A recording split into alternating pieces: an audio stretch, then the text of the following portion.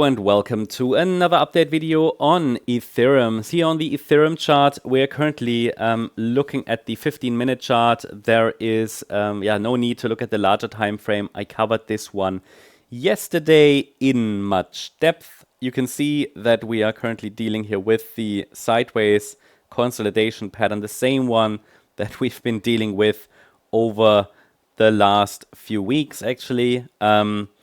At the moment, the focus is on what's happening here. I mean, what I find quite interesting is that we are still holding above all these previous swing lows from the 5th of June, the 13th of June, the 17th of June, and the 18th of June. Yeah, so we're printing. I don't find these very relevant. I find these two here more relevant, especially the one on the 5th of June, and then maybe the 13th of June. So I think, I don't want to say my concern, but I think if we break below these two, then it could finally unlock a decline towards this orange support area we talked about. For now, we're still holding, but the reactions to the upside are weak, and there is not enough upside momentum to favor something more directly bullish. But bear in mind, we are still overall looking for higher prices. So this is still a bullish analysis, but in the short term, the market is just consolidating and has done that for the last few days, weeks. So while there are some fluctuations on smallest time frames, some adjustments to roadmaps here really on the smallest time frames, the overall direction hasn't changed and we're still only moving sideways. I need to see basically a clear 5-wave move. So let's say we see a 5-wave move up from here.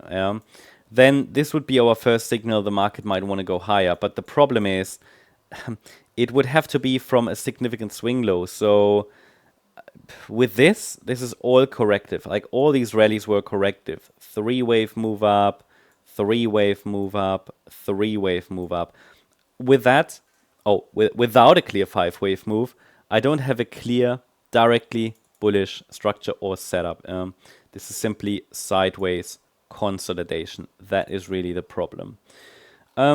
So with this here, I can say that there is a likelihood that we're going down more directly. That would be the white scenario. I mean, I would let's say I would follow that one if the market breaks below the 13th of June low, located at 2,453, followed by a break below 2,440. Then I think we could go down directly, especially if it's a rapid decline. It might be a third wave down. But then again, circle wave C is an ending diagonal pattern, which means wave 1 is a 3-wave move. Wave 3 would also be here. Obviously, wave 1 is... So, wave A is 3 anyway, right? Then we have a wave 3. Wave B in 3 waves. And then this is really what it's about. This is the ending diagonal. Wave 1, A, B, C. Wave 3 would also be A, B, C. Wave 5 as well. So, this means we don't really have very strong downside momentum because we're dealing with a diagonal. And these can change very often because they're not trustworthy, because there is no strong downtrend, nothing impulsive. Now, that's good in a sense because we don't want a strong downtrend. If we saw really strong impulsive price action to the downside, it would definitely challenge our overall bullish scenario. So for now, we're still tracking here the uncertainty in this sideways consolidation pattern. And we are watching how the market reacts to this newly added micro resistance area, which is between $2,590 and $2,628. Why is it on the chart? Because this is the resistance area for this wave 2 corrective bounce. I don't even want to call it a rally, it's more a bounce. That we are watching for now here. And it's relevant because this looks all corrective. And it could be an internal wave 2 in this diagonal to the downside I just showed you. So if this is the case, we shouldn't really break and sustain above 2,628. If we see a break above this zone, then the blue Fibonacci area here comes into focus, specifically the level around $2,700 next, maybe a little higher. And well, that would be part of the blue count. And that's the same count really, it's just a slightly different adjustment. So wider B wave, a wider B wave. Instead of this, wider B wave. And All this would mean is that the decline is a little delayed, or we are just forming a much more complex correction. But all of this is simply range-bound movement. I think we need really a decisive break below that 13th of June low, at least, to really clearly favor a decline towards the support area.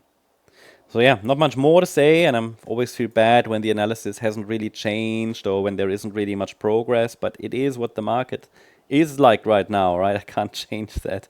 So I keep you updated. Hope you liked the update. If you did, please hit the like button, leave a comment, and subscribe. And if you really like the content, then please check out the channel membership.